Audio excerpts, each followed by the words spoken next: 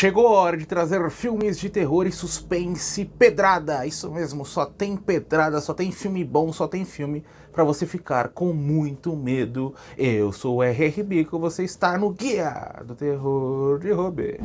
Intermediário do Diabo, obra de Casa Mal Assombrada dos anos 80, uma das mais célebres dessa década, George C. Scott.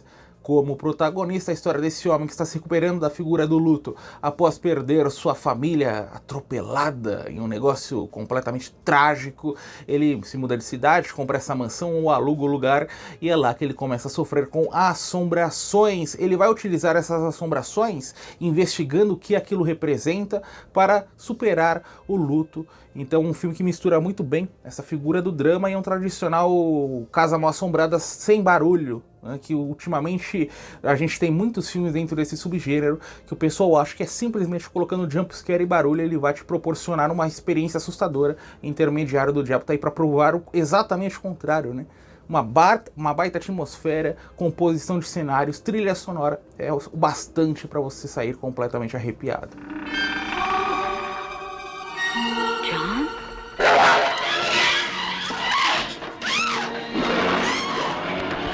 Caçador de Assassinos, que aqui no Brasil também possui o título de Dragão Vermelho, é baseado naquele universo dos livros do Thomas Harris, de O Silêncio dos Inocentes, ganhou outra versão nos anos 2000 com o Anthony Hopkins. Essa, na minha opinião, é 1000 vezes superior, embora aquele filme não seja de se jogar fora, eu acho que até já falei aqui no canal. É a história de um especialista do FBI que está afastado, meio que aposentado após um grande trauma, e ele vai ser trazido de volta para ajudar na captura de um serial killer que está aterrorizando os Estados Unidos, conhecido como o meio Fada dos Dentes, né? E todo esse processo investigativo é destrinchado diante dos nossos olhos. Ele é muito bom eu tive o prazer de ler o romance, e ele consegue capturar a essência.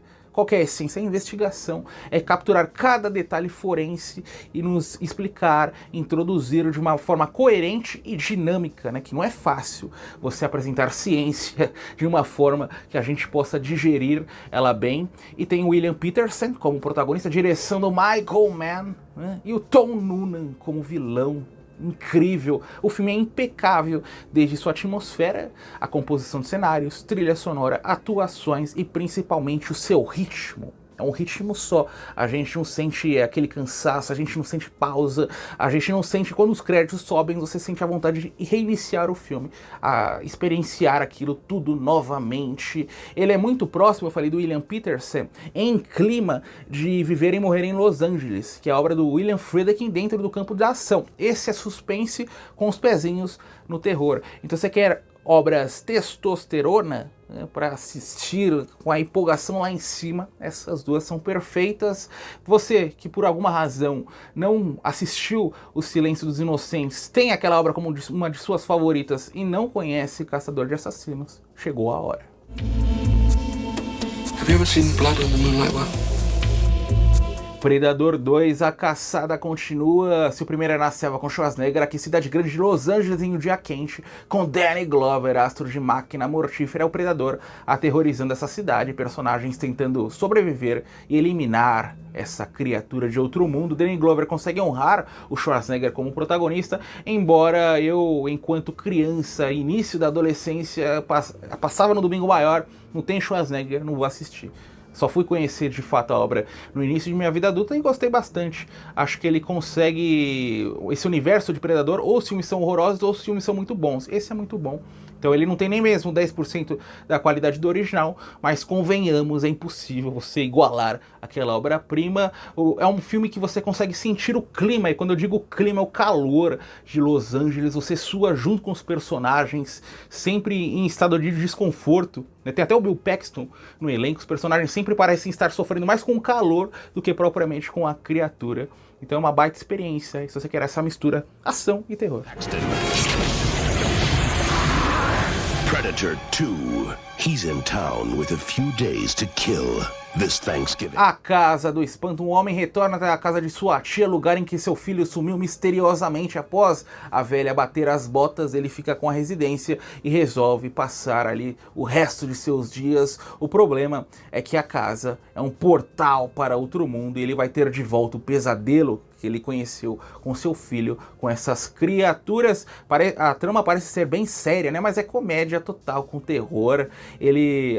A forma como as criaturas são apresentadas, esses mundos, porque nós iniciamos dentro dessa casinha, é filme de casa mal assombrada, mas ele nos traz algo completamente novo. Essa franquia Casa do Espanto possui 4 títulos, eu assisti até o segundo, até o momento, segundo ou terceiro? Segundo.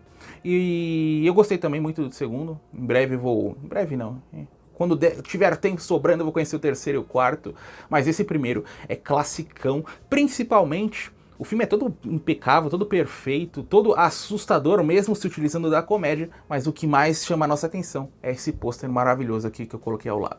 Sandy.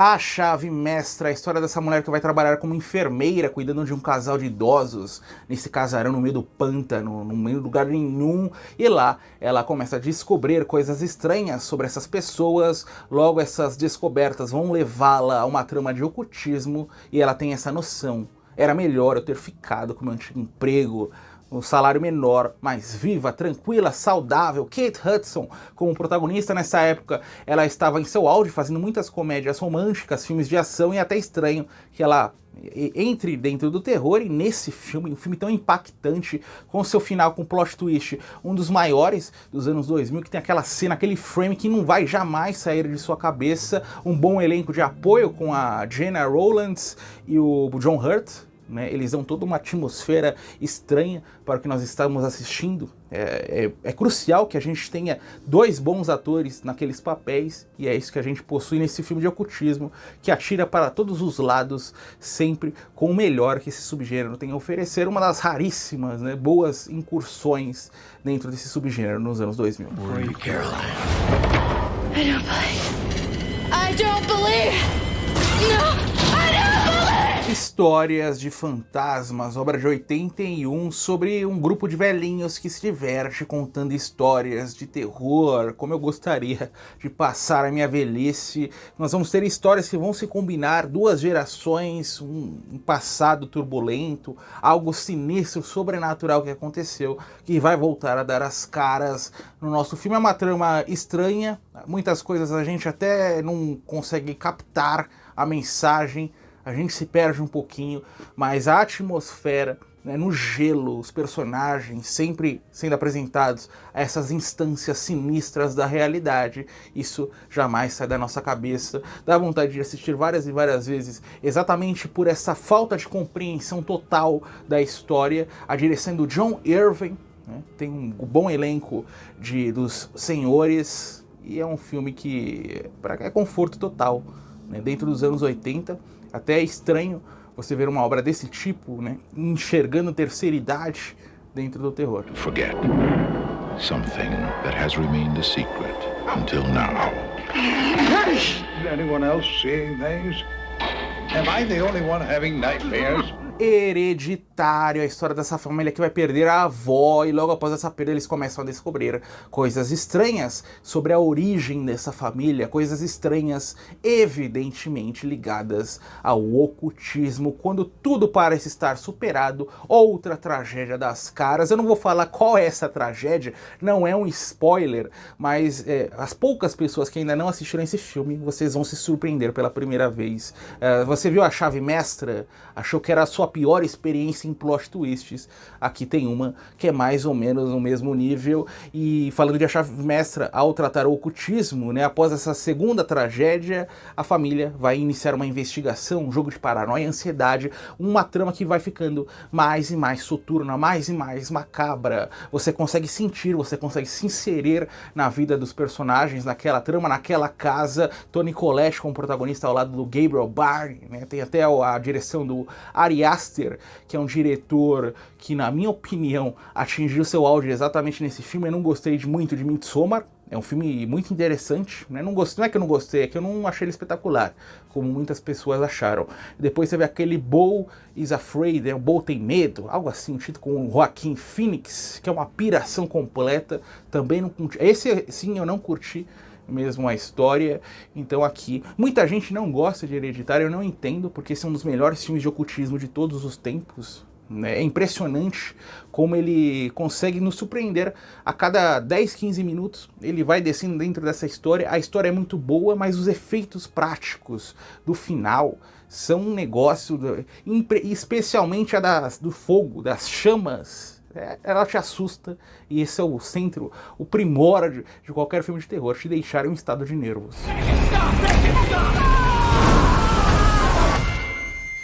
I just don't want to put any more stress on Estrada Maldita, popular terror na estrada, a história dessa jovem que resolve pegar uma carona misteriosa com um colega de universidade que ela nunca viu na vida para reencontrar a família.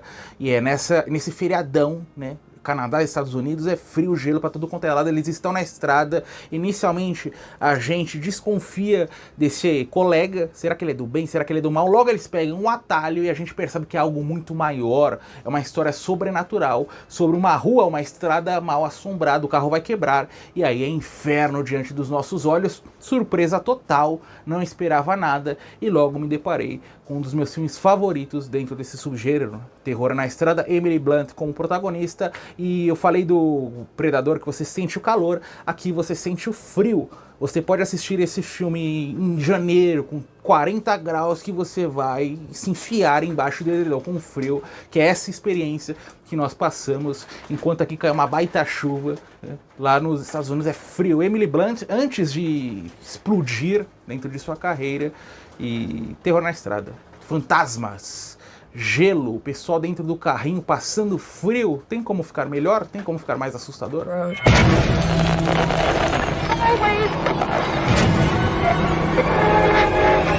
A Sentinela dos Malditos, mais ocultismo, dessa vez nos anos 70. A história dessa jovem modelo que está num relacionamento, namorando nada mais, nada menos do que Chris Sarandon, o nosso vampirão de A Hora do Espanto. Ela resolve viver sozinha em um novo apartamento, em um prédio de 4, 5 andares. O que ela não sabe é que o prédio é a porta do inferno. Ela vai ter que lidar com fraqueza, ela passa a se sentir frágil conforme muda para esse apartamento, e também vizinhos estranhos, encabeçados por Burgess Meredith. Quando seu vizinho é Burgess Meredith, com um gato, eles dão até festa pro gato.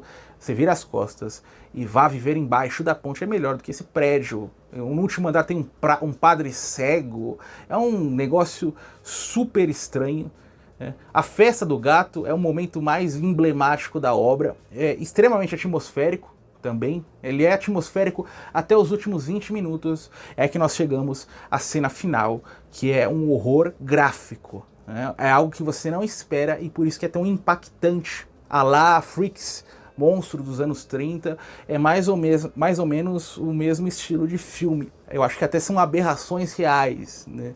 E é isso que deixa o filme tão marcado dentro dos anos 70. Infelizmente obscuro. A direção do Michael Winner, que também dirigiu Desejo de Matar, tem um grande elenco de apoio, além do Burgess Meredith. Ainda tem o Jeff Goldblum, iniciozinho de carreira, e a Ava Gardner, que é ela que apresenta esse prédio macabro para a nossa protagonista. Então, classicão do Michael Winner. Assisti sem esperar nada, assim como Estrada Maldita, e me deparei simplesmente com um dos filmes de conforto dos anos 70 que eu tenho pra minha vida. That's Father Harron in 5A. He's blind. blind. Verão de 84, uma obra mais recente. O que é esse filme? É uma mistura de Goonies com A Hora do Espanto, falei da Hora do Espanto, A Hora do Espanto e Henry, o retrato de um assassino. É isso, é simplesmente isso. São garotos nos anos 80 que começam a implicar com seu vizinho. Eles acham que o homem, na verdade, é um serial killer. Então ele bebe em A Hora do Espanto exatamente nessa espionagem. Em um Goonies, porque é um grupo de amigos, né, eles vão, turma do barulho, nessa caça ao tesouro super soturna, né, e depois pois Henry retrata de um assassino em seu final absolutamente inesperado. Inesperado, outro final que foge completamente ao que você está assistindo. Você está feliz, você está satisfeito assistindo aquela obra e de repente eles jogam aquilo na sua cara. Não vou dar muitos detalhes, somente assistindo. Foi um filme muito esperado desde sua produção. Verão de 84, todo mundo fala, a trama vai ser boa, serial killer, espionagem e tal, e o filme saiu, e de fato foi marcante, não ganhou a repercussão que deveria, na minha visão, deveria ter sido um grande pipoca mesmo, acabou ficando perdido. Ele vai naquela linha de Stranger Things, né, homenagem aos anos 80, só que diferente de Stranger Things, esse aqui eu acho que ele consegue de fato retratar o clima daqueles anos dourados. E é isso, você quer uma obra, uma homenagem bem feita, com filme de serial killer, com filme de espionagem, com filme à la Goonies, aí Verão de 84, inesquecível, vai rapidamente se tornar um de seus favoritos dos anos 2000.